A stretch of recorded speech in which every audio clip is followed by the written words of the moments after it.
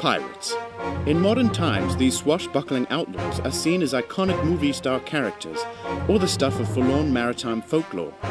But pirates on the high seas still exist today, albeit in much smaller numbers, with far less notoriety, and ironically, often with a more grandiose means of conveyance.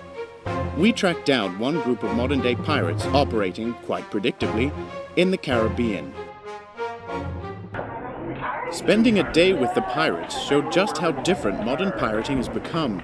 The amiable staff aboard the Carnival Triumph, the vessel the pirates operate from, seemed rather nonchalant about the presence of these historically violent high-sea adventurers. Are you going this way? I'm going this way. Do you have pirate names? How should we address you? Our pirate naming's become more difficult over the years. It started with the beards. You had Blackbeard, and Bluebeard, and Fuchsia Beard, and Mothbeard, and Puce Beard. All the beards got taken. Then it was the legs, long legs, shank legs, shag lanks. They all got taken. Scurvy legs, great pirate scurvy legs. He was good. Confined to a wheelchair, but still good. But nowadays, all that's left for naming conventions is bottoms, which is where we get our pirate name. So I, of course, am the Dread Pirate Soggy Bottom. I'm the captain of this vessel. Then, of course, we've got the Dread Pirate Salty Bottom. He's the blondish one. And then, of course, we've got the Dread Pirate Rumble Bottom. He's the other slightly blondish, but not so green-trousered one. Most days apparently begin with a pirate staff meeting. These meetings bear more resemblance to the shenanigans of a group of small children who've managed to consume their body weight in sugar and were then thoughtlessly unleashed on the unsuspecting public than any sort of productive assembly of staff. Tell us about day-to-day life. What problems do you face? Well, I got up and shaved this morning. Then I went back to sleep. Then I got up later. It's the dang costume jewelry. That's what's difficulty. What's the point in plundering if you're only going to get 3-4 cents for a piece of jewelry? Huh? Husbands, only buy your wives diamonds. Wives only ask for diamonds. None of this cubic zirconium and crap like that. Get real crap. I got up, but I actually sleep on the floor. I'd say one of the biggest difficulties is that people don't take us seriously anymore. In the old days, they see a pirate coming, they say, "Arr!" And they'd fling themselves out the way, or they'd fight you, then you had a good old brawl. What's the food like? What do you eat or drink? Arr. I be swab at the deck. I love bacon. Well, mostly, in between plundering is waffles. All I eat is waffles. It's hard to find sometimes, but I commandeered a waffle iron. Pirate bread. Mostly. And pirate juice. And pirate people. And ships. Made out of little wafery crackers. I enjoy those very much. And they float on water. But they get sulky when wet. I pour milk over them, typically, in wooden bowls. Pour the wooden bowls over them. The pirates seem to have adapted well to their surroundings, and admittedly, the passengers on board seem to have accepted the pirates as part of everyday life. Well, one of the problems aboard ships, of course, is that the sea air is very rough on the pirate skin and the pirate hair. Salty air, not good, all the time. And so, thankfully, pirate ships nowadays come pre-installed with full-service beauty spa. So we can have massages, which is good, relaxes us. It can be very stressful trying to run a ship. We can get hair treatments, which obviously is very good. And you can even get moisturizers and facials to keep your pirating best. Because really, who's going to surrender the booty if you're not a good-looking pirate? No. Right. I'm sorry, what'd you ask? What is it that you do exactly? I'd say that we're actually in the strategic repositioning business. We strategically reposition the goods from you to us. I love penguins. And we swim, sometimes. But not too much. They're sea creatures. And although we live on the high seas, we don't actually like them. Nibble on your toes. And there's fish poop. If I could have a penguin sit on my shoulder, I would.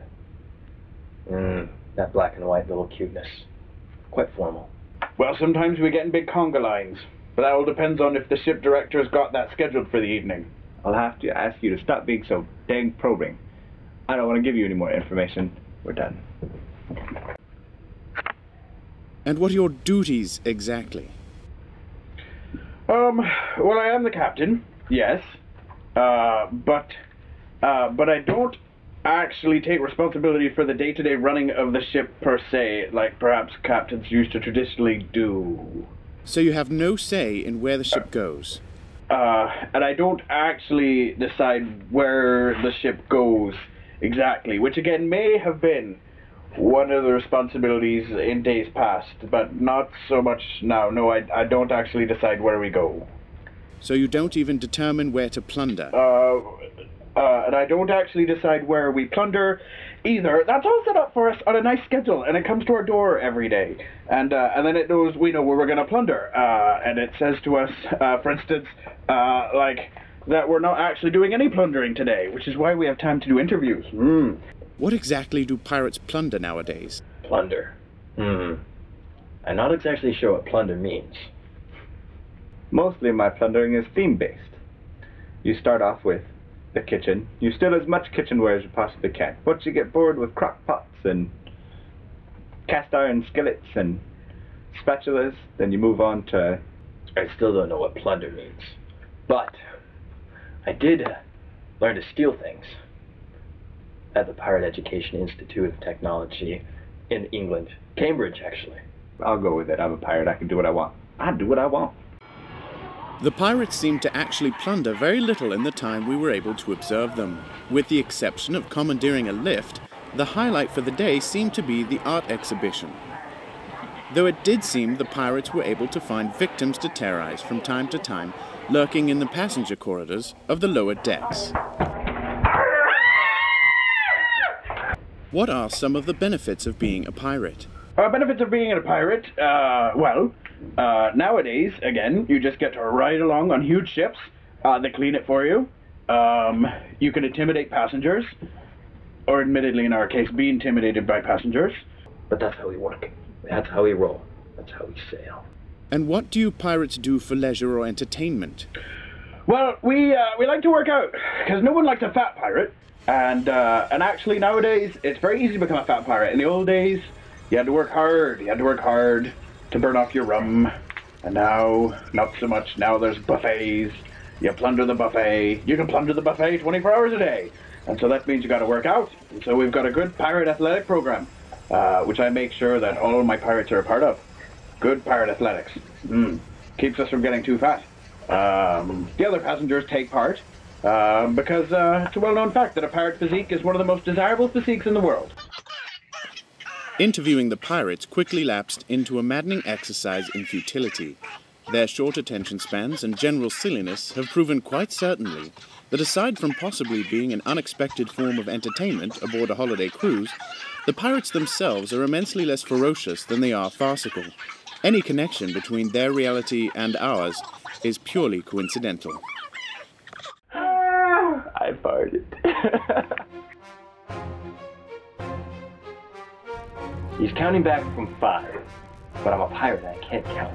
So I'm not sure if I'm supposed to talk right now. It's 9 o'clock. 9 o'clock.